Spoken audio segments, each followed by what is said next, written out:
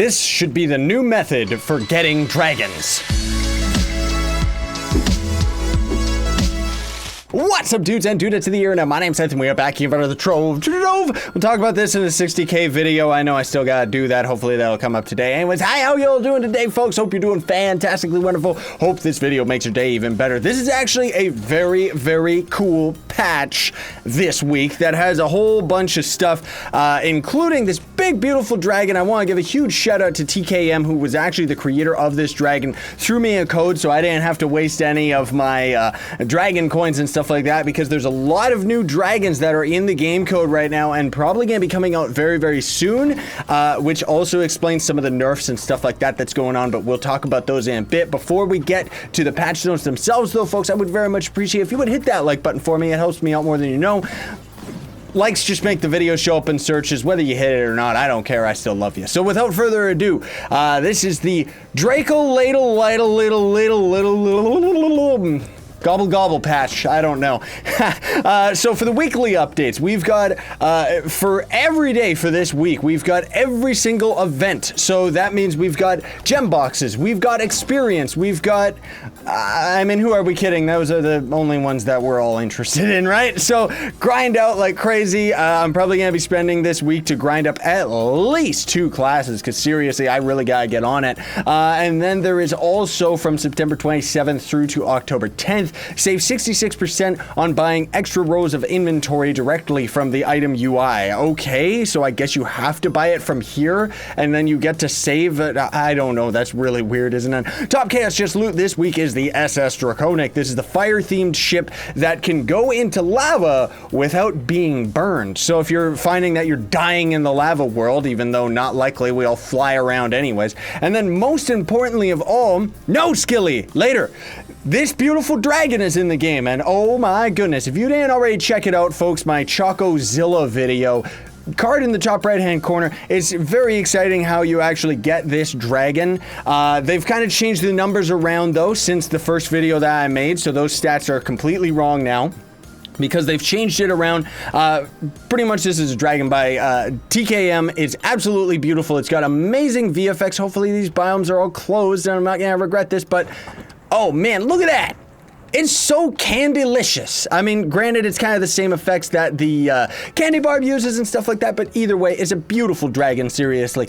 So the way that you actually get this puppy is you have to go into normal adventure worlds and randomly find this dragon spawned in a candy biome. I'll try and insert some footage, hopefully. I have some of actually finding one of these puppies and fighting it. Of course, once you defeat it, you end up getting different amounts of these suckers right here, these Kandorian Dragon Egg Fragments. And in U9 anyways, you end up getting 5 a pop, and you need 50 to craft the whole dragon. U3 I think is 1, and then lower, I don't know, it's U9 is 5, U8 is 4, U7 is 3, you know, so on and so forth, and yada yada yada. I don't know if, like, hopefully the dragon can even spawn in U1. Honestly, I never tested it, but I'm pretty sure it can, because the lowest I've seen it is in U2, so why wouldn't it be in U1, right? So anyways, he's a pretty powerful guy. Devs try to act like he's a lot stronger than he is. You're gonna wreck him very, very easily. His chocolate attack, though, where he puts like chocolate all over the ground, that's gonna act as lava, and that's actually very dangerous, so watch out for that if you don't have like death defying or something like that. Either way, it doesn't take too long to hunt for these fragments, so long as you have a bunch of people that are farming with you. I ended up grinding these in less than an hour, because you only need 50 to actually craft the dragon. Let me show you the crafting recipe right here. Bloop. So there he is. I could actually craft another one right now, but it can't be traded, so why would I do that? So this is the crafting recipe for it. Also, now here's something that's really, really cool. The devs did talk about how they're going to introduce new dragons that are going to have this similar mechanic, right? And they did mention how they're going to have dragon layers. So this is really cool because they didn't actually mention this in the patch notes. However, in candy biomes, you know those big giant gumdrops? There's red ones, there's green ones, there's yellow ones, and very, very rarely you're going to see an orange one. Now, if you find one of those orange ones, you're going to want to blast your way inside it, and then you're going to find a purple portal that's going to take you to a layer that is guaranteed going to generate one of these chocolate dragons. Anyways, the stats that the dragon itself gives is 5% to health regen, that's good for tanks, 1,000 more max health, again good for tanks, and 50% magic find. Now, here's the thing, folks. Remember how over the past couple videos I've been saying how U9 seems like it's been nerfed and drop rates seem like they're a little bit worse? Yeah, it's because they're adding more dragons. That's what they do. Unfortunately, the devs don't seem to have any foresight to that. Hopefully, they'll end up learning their lesson very soon, because otherwise, as they add more and more dragons, they have to put the required magic find to get good drops higher and higher and higher, which makes this game even more impossible and less approachable for new players, because unless you have all the dragons, I mean, yeah, good luck. But either way, that's the reason why all of the nerfs ended up going on, is because of that. Then there is Autumn has arrived. Autumn pinatas are now in the store, and oddly enough, you can actually buy them for cubits. You buy one for 2,000 cubits. Not really worth it, but still, it's still cool that it's actually there. New costume packs. Okay, so these are kind of weird, folks, but upgrade your look with 3 cosmetic packs. Note that if you've already collected any item in the pack, you will not be granted another. Jerks. Like, why? Okay, so the different packs are as follows. There's this one here, this one here, this one here. Each of them is going to give you a set of wings, just one wing.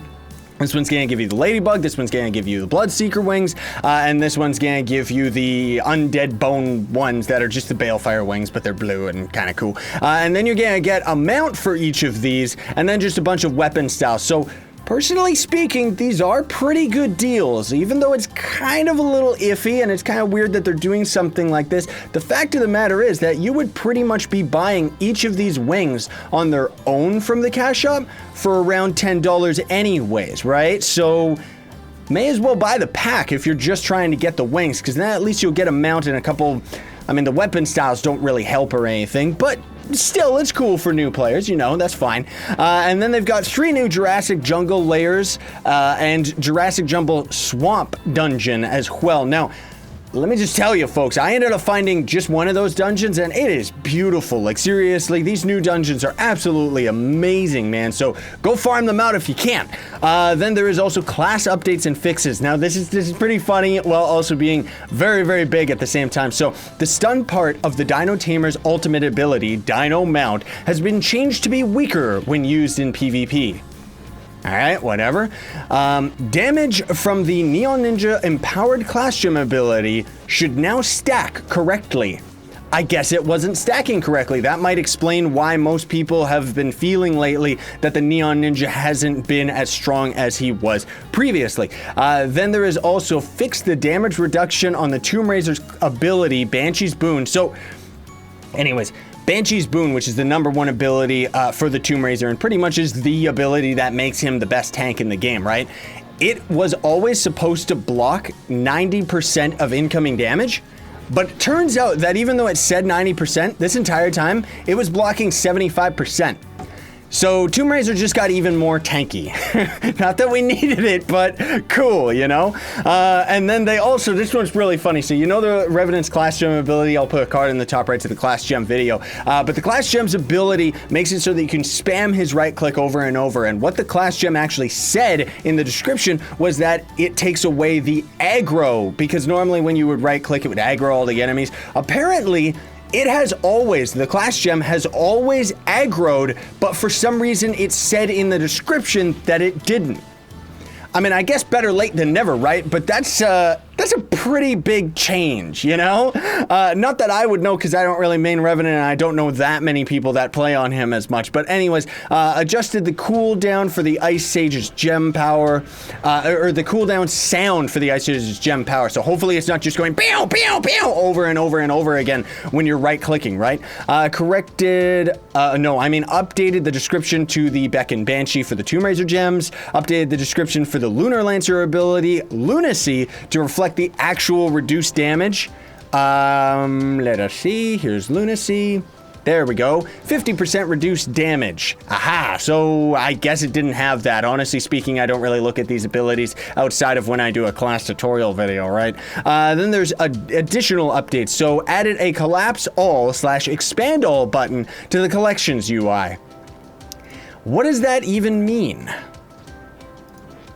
Oh, Ooh, aha.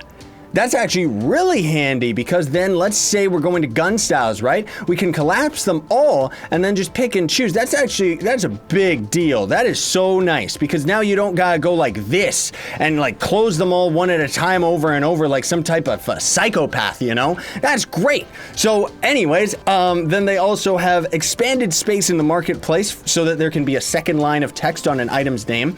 When splitting a stack of items, you can now press enter instead of having to click move. That's actually a pretty good one. I'm going to test that out right now, actually. Let's take a peek. Can I actually just move it into my personal chest and just click enter? Oh yeah, we can. That's awesome. Now, that is just, like, seriously, that's great because otherwise I was always pressing enter by instinct because of other video games. Even though it might seem like a very small thing, that's actually a very big deal and going to save a lot of time for, you know, it's very micro. It's like saving 0.5 a second, you know, but the time adds up, you know. Anyways, the Omni recipe item now unlocks the white and black dye, which those recipes used to be in the store like a million zillion years ago. They ended up removing them for like 50,000 years, and now I guess they finally have this way of getting them. In the collections marketplace search button. Okay, so when you go over, let's say we're going to these dragons. You see, there's no marketplace button for these guys anymore because they're not tradable, right? But if we end up, are any of these tradable? Oh, these guys are. Why does it say that this guy's tradable? But either way, you can, why does it say these guys are tradable too? The dragon itself isn't tradable, the eggs are. It should seriously search for the egg. Oh, it does look for the egg. The golden one, not the normal one. Ha! Okay, well, at least they ended up doing something like that. That's still very, very handy. And hashtag confirm, it does still, like, there are certain things like the red paragon wings, which technically aren't supposed to be tradable, but most people do trade them nonetheless. And those are still an option for trading and stuff like that, right? So anyways, that's a good one. The charge-up attack used by the tribal humanoids in the Jurassic jungle now shouldn't one-shot your face. Like, seriously, those guys were super powerful from what I heard from all of you. Bug fixes. Some type of dinosaur should now drop the correct trophy. T-Rex finally is fixed, by the way, and he actually drops items now instead of nothing.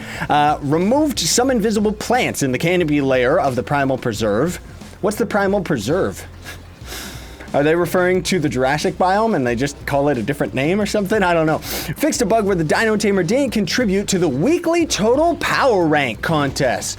Oh man, so that means that this whole time we weren't getting extra total power rank. Well, I don't know where the total power rank is. Is that this? Yeah, total power rank. Ooh, I'm not doing too hot. I gotta get to 150. We'll talk about that in a minute, though. Then there is also fixed a bug, or no, Anaran Trog Chiefs should now drop the Pro for trophy when defeated. Just a bunch of the Jurassic biome enemies. The Style Surprise should now properly give styles from the Jurassic jungle. Fixed a crash for that could happen on startup. Corrected height placement of dungeons in the Metaforge.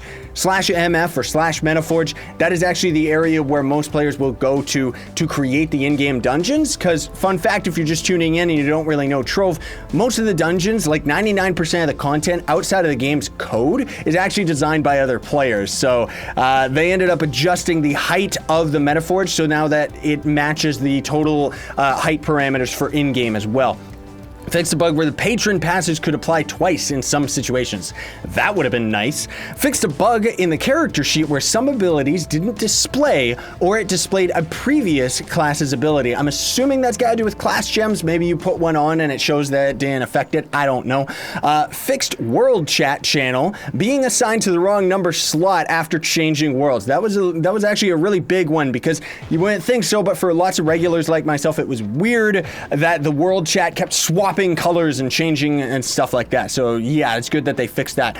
Fixed a bug with the catalog generator. No idea what that is. Club and officer chests should now have the correct text when interacting with them. Did it never say officer chest? I guess not. But either way, okay. And on that note as well, clubs are still completely broken. As you can see, you know, there's no icon to show that there's no building in this biome. And also, this has already been prevalent since last patch, but other officers can't change biome permissions. I don't know why they haven't fixed that one right away. Like, seriously, it tells me that they might be secretly working on fixing clubs right now. But as it stands, they are broken. Like, absolutely broken. Be careful, everybody. That's the biggest reason why lots of people keep asking for Architect and stuff. I'm not going to give anybody Architect until this is resolved, just because I'm the leader is the only person that can close biome privileges and stuff like that right now. And even if you kick people, sometimes they can still talk in the club chat, even though they've been kicked, and then there's nothing you can do about it, right? So I really hope that they get on that one real quick. Fix a bug with the currency display on the marketplace. Fix the off-center icons on the claims UI. Okay, whatever. And then that's as far as the new patch notes themselves. Then it says something about edited patch notes to add the new costume packs. Oh, I guess for some weird reason they can call these costume packs, even though they're not. They're cosmetic packs. There's no costume in sight. And then as for the extra stuff, folks, it's going to take, just fun fact here, it takes 10 candy dragons in U9 to end up grinding up the amount of souls to craft it. And you can also deconstruct these for quite a bit of flux. So that's actually 25,000 for an hour's worth of grinding. I mean, it's mostly just nice to have that on top of, if you're out in adventure worlds and stuff like that. Kill the dragon if you find him, right? Then there is also, I want to give a shout out to Rush A Ram Zero, because he's the one who actually told me about the orange gumdrops in the candy biome. That guy was a magnet, by the way. He found like so many of those dragons. Then you also, the T-Rexes have their drops. Invites are broken right now, by the way. Sometimes you'll try to invite people through the chat and it's broken. Like, it messes up and it doesn't actually invite them. So if you end up asking for invites to the chocolate dragon and then you see that somebody didn't invite you, it's not necessarily that they didn't invite you. It's most likely the fact that the game is at full. Then club biomes still are an issue. And then we have less total power rank because they ended up nerfing the power rank that you get from the dragons, because they're going to be adding more, right? Yeah.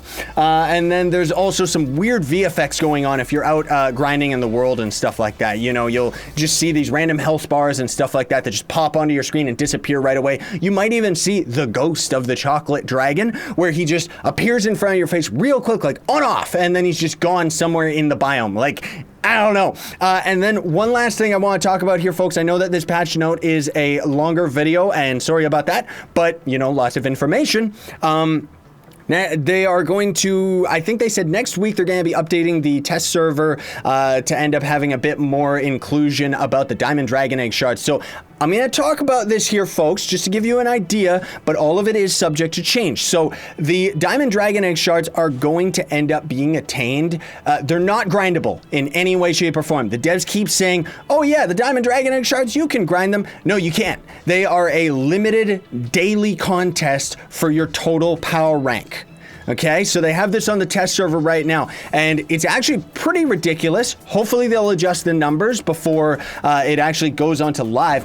But in order to get, you can get 5 total Diamond Dragon Egg Shards per day.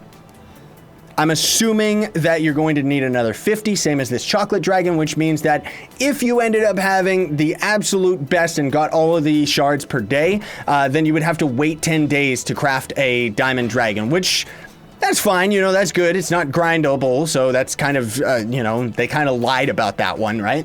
But here's the thing that's ridiculous, is in order to get the 5 total shards, you're gonna need 250,000 total power rank, which the max amount of power rank, I mean, let's say you got 20k PR on all your classes, right? Max amount of power rank is going to end up being, I think, 280 or something like that. So in order to get 250k power rank, you would have to have 17.8k power rank on all classes. Oh my goodness, thank you, dude. He's just giving me stuff for a giveaway, so I'll give these out and shout him out eventually. Jeez, unless he's just trying to show off, I don't know. But then also there is the rank under that, is going to end up being 150 PR, which that one's a little bit more reasonable because you need 10.7k PR on all your classes.